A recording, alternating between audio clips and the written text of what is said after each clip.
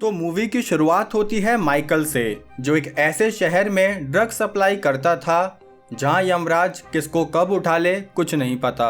इस शहर के बहुत सारे गैंगस्टर्स में सिर्फ एक गैंगस्टर रिंकन का नाम सबसे ज्यादा चलता था, जिसके लिए ही माइकल अपनी बसंती से ड्रग्स की सप्लाई किया करता था। माइकल हमेशा ड्रग सप्लाई करने के बाद सारे पैसे रिंकन के चचेरे भाई गैंगस्टर को दे देता था, क्योंकि हर किसी को रिंकन से मिलना अलाउड नहीं था। लेकिन तब भी माइकल उससे कभी भी मिल सकता था।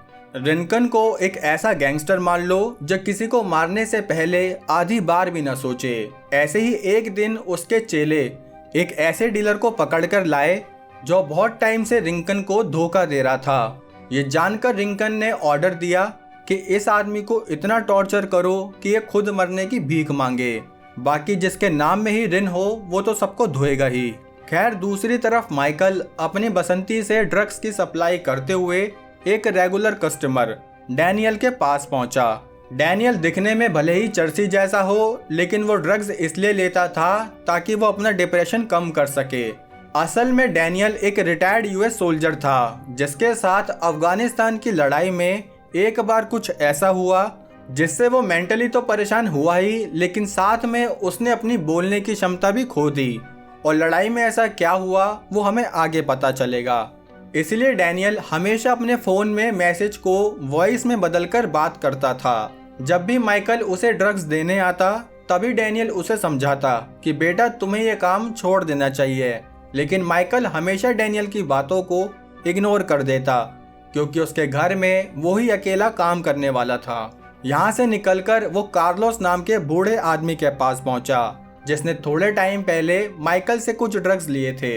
लेकिन कार्लोस बोला कि प्लीज मुझे एक हफ्ते का टाइम और दे दो, क्योंकि अभी तो मेरे पास जहर खाने के भी पैसे नहीं हैं।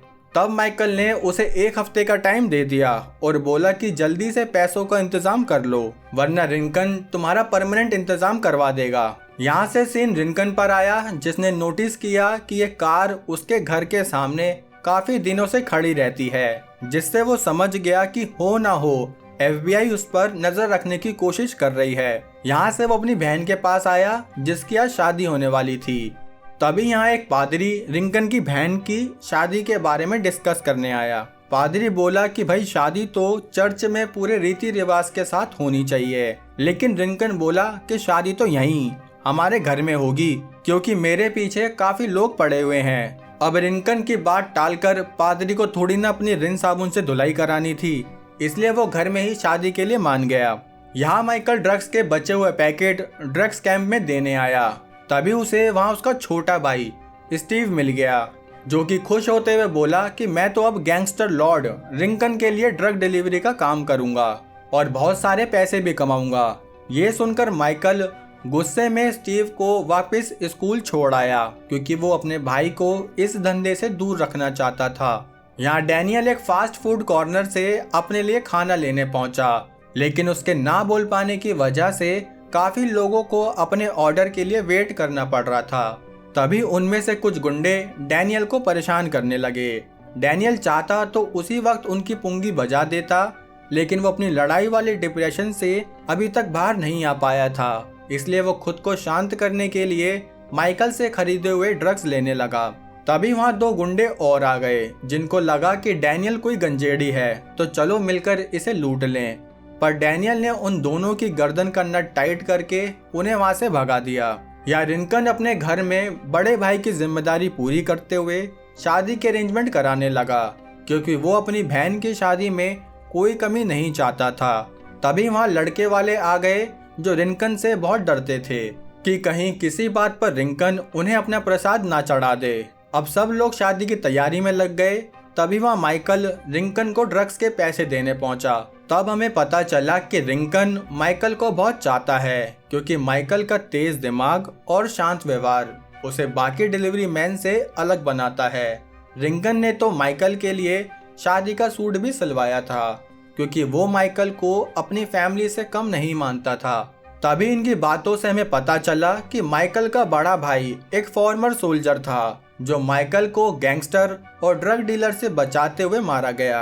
अब रिंकन ने उसे एक बहुत जरूरी काम दिया, जिसमें माइकल को जल्द से जल्द 2 ड्रग्स के पैकेट गैस स्टेशन के पास डिलीवर करने थे, जिसके बाद वो आराम से शादी एंजॉय कर सकता था। तभी जेस्टर एक डीलर को रिंकन के पास लाया, जिसने अभी तक रिंकन के पैसे नहीं चुकाए थे। रिंकन ने ऑर्डर दिया कि इसका जो करना है वो करो।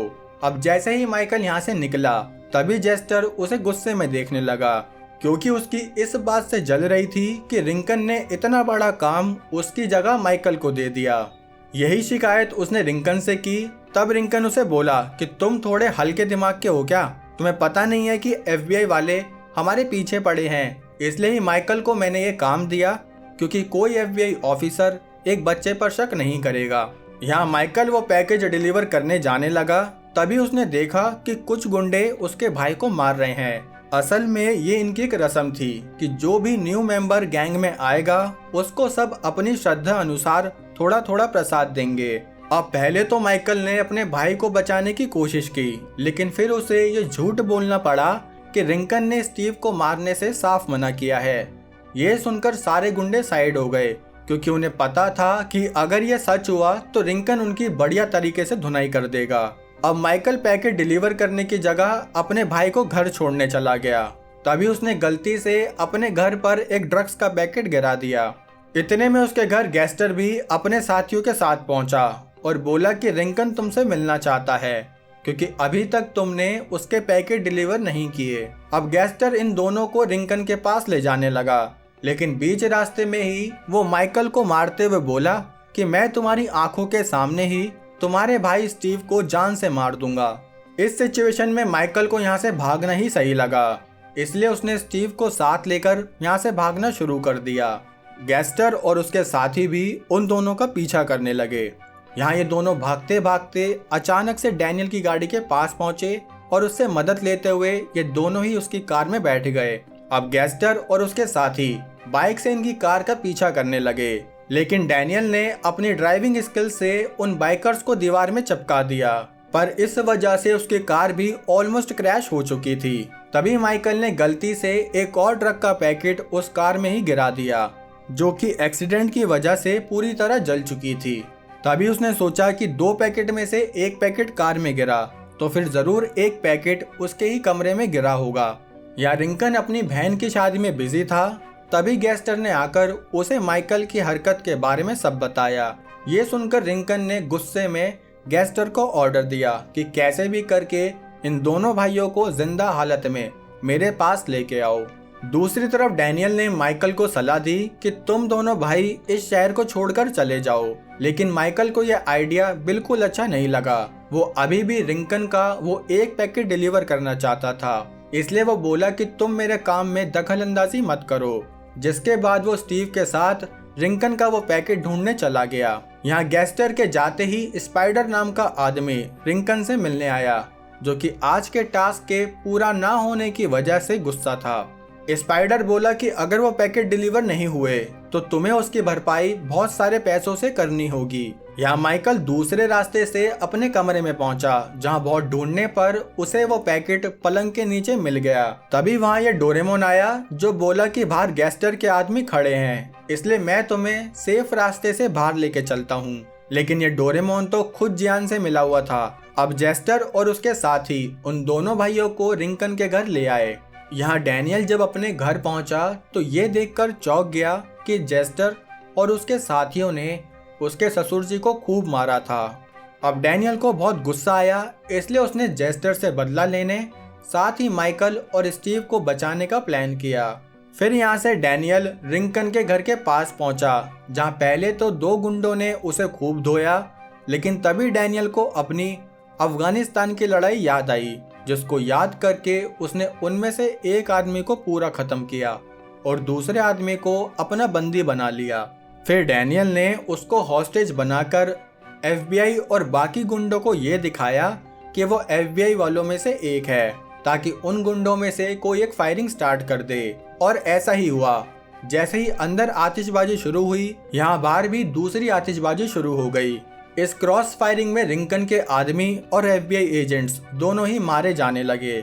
लेकिन सबसे दुख की बात ये थी दोस्तों कि इस फायरिंग में बेचारी रिंकन की बहन अपनी ही शादी के दिन मारी गई। मतलब जो उसका सबसे खुशी का दिन था उसी दिन उस बेचारी की मौत हो गई। यहाँ डैनियल की भी एक टांग में गोली लग गई, जिस पर पट्टी बांधकर वो उन दोनों भाइयों को बचाते हुए अपने साथ बाहर ले आया। वो तीनों एक रेलवे ट्रैक पर पहुंचे जहां जेस्टर ने उन पर गन पॉइंट कर दी। तभी वह रिंकन पहुंचा जिसने जेस्टर को उन तीनों में से किसी पर भी शूट करने से मना कर दिया। वो माइकल से बोला कि मैं तुमसे बहुत निराश हूँ क्योंकि मैंने कभी नहीं सोचा था कि तुम एक दिन मुझे ऐसा धोखा दोगे, जबकि मैंने हमेशा तुम्हें अपने छोटे भाई की तरह माना। अब रिंकन माइकल को शूट करता लेकिन वो चाहकर भी उस पर गोली नहीं चला पाया, इसलिए वो बोला कि तुम यहाँ से चले जाओ और आज के बाद मुझे अपनी शक्ल मत दिखाना। ये सुनकर गेस्टर को गुस्सा आ गया कि रिंकन ने हमेशा से माइकल को सजाओं से बचा कर रखा, जिसकी वजह से वो हमेशा से ही माइकल से जलता आया, जबकि जेस्टर खुद रिंकन का कजन भाई था। अब जेस्टर ने गुस्से में रिंकन को ही उड़ा दिया क्योंकि वो अपने भाई की पावर को हथियाना चाहता था। फिर उसने माइकल पर भी गन पॉइंट करी। तभी डैनियल जेस्टर को पैसों से भरा एक पैकेज देने लगा, लेकिन जब जेस्टर ने वो पैकेज देखा तो वो एकदम खाली निकला।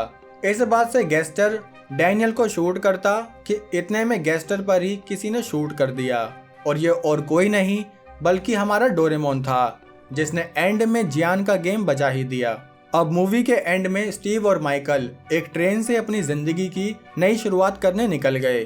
तभी स्टीव को उसके बैग में बहुत सारे पैसे मिले जो कि डैनियल ने ही उन्हें उनकी नई जिंदगी की शुरुआत में सपोर्ट करने के लिए दिए थे। लेकिन एक चीज तो भूल गए दोस्तों। सोचो क्या कि डैनियल के साथ अफगानिस्तान के वॉर में क्या हुआ। असल में जब डैनियल लड़ाई में फायरिंग कर रहा था तभी उसने गलती से एक माँ से उसका बेटा छीन लिया, जिसके बाद उस पर किसी ने बॉम्बिंग भी कर दी, और इस डबल सदमे की वजह से आज तक डैनियल के मुंह से कोई शब्द नहीं निकला था। अब अगर यहाँ तक आ गए हो तो चैनल पर नए नवेले हो या पुराने साथी, सब्सक्राइब बटन की घंटी बजा कर जाना। साथ ही वीडियो कैसी लगी लाइक कमेंट करके जरूर बताना। बाकी हम मिलेंगे हमारी अगली वीडियो में, तब तक के लिए जय हिंद।